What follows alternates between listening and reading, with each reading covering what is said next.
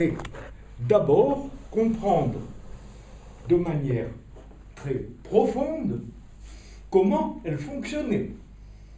Qu'est-ce qui servait dans tel chapitre, qu'est-ce qui servait dans tel autre, pour savoir exactement ce qu'il fallait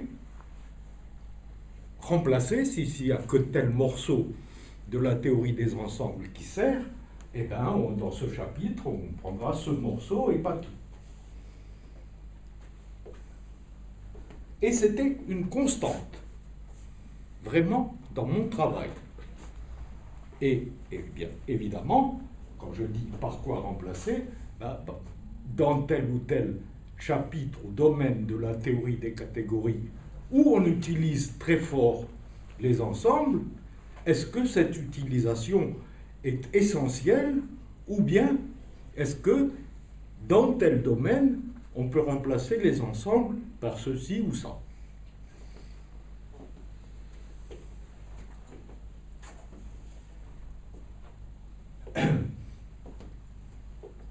Les premiers exemples de ce que j'ai introduit pour remplacer les ensembles, c'est les catégories enrichies. Elles sont soi-disant dues à Eilenberg-Kelly, mais j'avais fait ça bien avant. De surcroît, il connaissait et elle est citée en référence dans le grand papier d'Eilenberg-Kelly, la note au compte-rendu où j'avais introduit les catégories enrichies, et dans leur grand papier de plus de 120 pages, il y avait un seul théorème dont il disait ce théorème est dû à Benamou. Bon, donc, voilà pour les catégories, disons, localement petites, c'est-à-dire que, tel que le homme de XY soit un ensemble, eh bien, on n'avait pas besoin, au moins pour, de supposer que ce soit un ensemble, il suffisait que ce soit un objet d'une catégorie monoïdale. J'ai fait ça.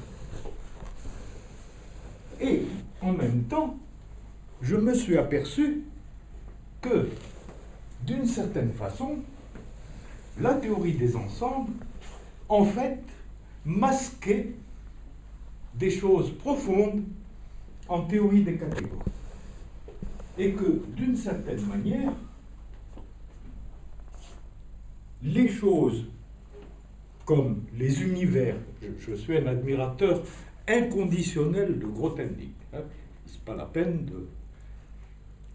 Mais l'introduction des univers par Grothendieck faisait encore plus s'enfoncer dans la théorie des ensembles, en rajoutant à la théorie des ensembles des grands cardinaux et des choses comme ça.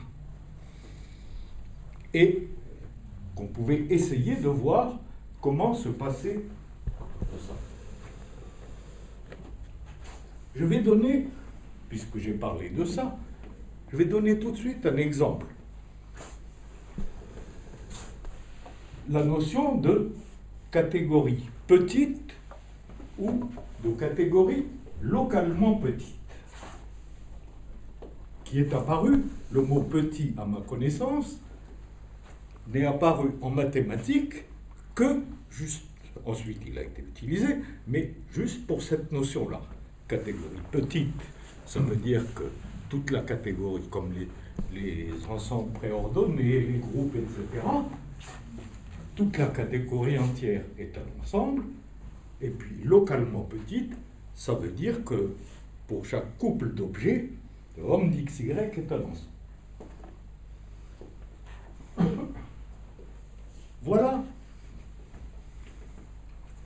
en quoi je dis que la théorie des ensembles masque certains phénomènes. Puisque la distinction était entre ensemble et classe, ou bien chez Grothendieck, entre éléments d'un univers et éléments d'un univers plus grand, etc., il allait de soi que toute sous-catégorie d'une catégorie localement petite était localement petite. Ça, c'est la théorie des classes, etc. En gros, toute classe contenue dans un ensemble est forcément un ensemble. Ah ah. Eh bien, je vais vous dire que ça, c'est déplaisant et ça masque des phénomènes mathématiques importants. Par exemple, supposons qu'on dise, qu'on choisisse comme idée de petit l'idée de fini. Voilà. Donc on dira que une catégorie est localement finie si, pour tout couple XY, le homme de XY est un ensemble fini. Et à nouveau,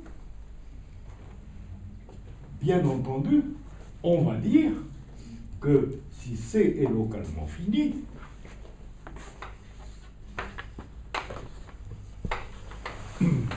et si D est contenu dans C, D est localement fini.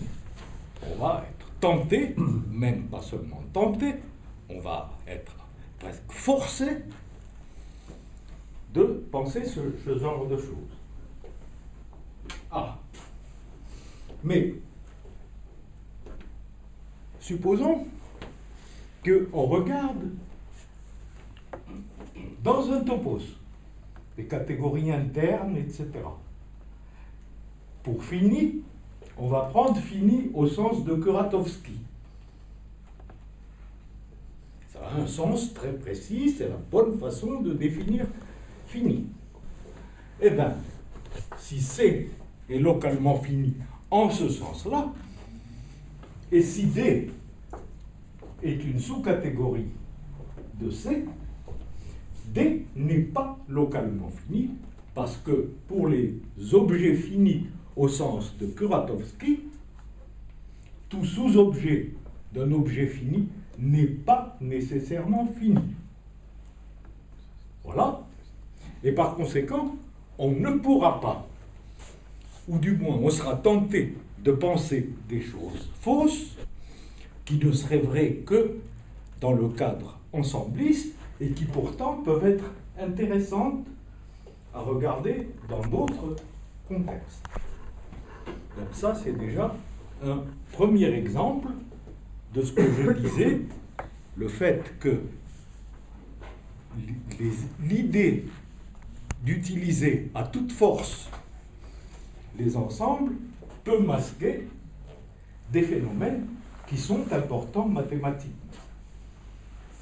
Voilà, localement fini, ça a un sens très précis, etc. Puisque j'en suis sur la notion de petitesse, eh bien, je vais voir un certain nombre de facettes de la notion de petitesse en théorie des catégories, des facettes pas cinglées, importantes. Déjà,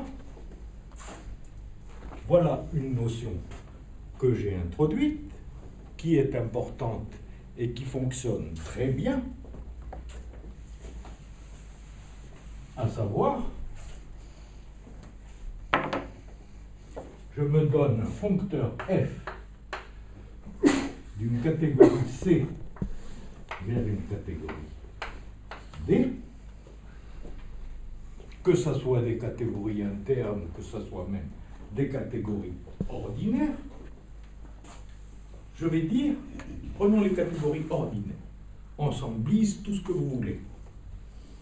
Je vais dire que F, que ni C ni D ne sont localement petites, mais que F est localement petit.